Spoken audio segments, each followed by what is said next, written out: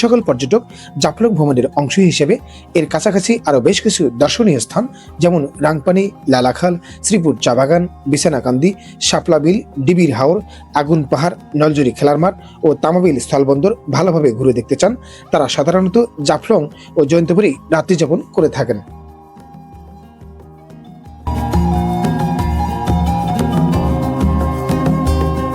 জাফলং, নলজুরি ও এর আশেপাশে অনেক রিসোর্ট পাবেন।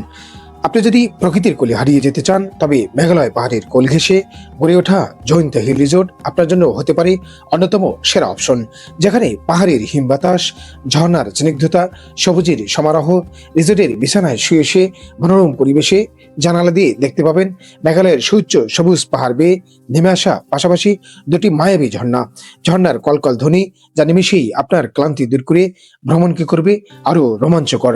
এই রিসোর্টে রাত্রিযাপন করতে হলে আপনাকে আগে থেকে রুম বুকিং দিয়ে আসতে হবে।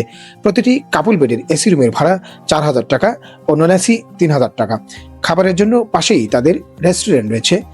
জয়ন্তা হিল রিসোর্ট নিয়ে আমার বিস্তারিত একটি ভিডিও দেখতে পাবেন।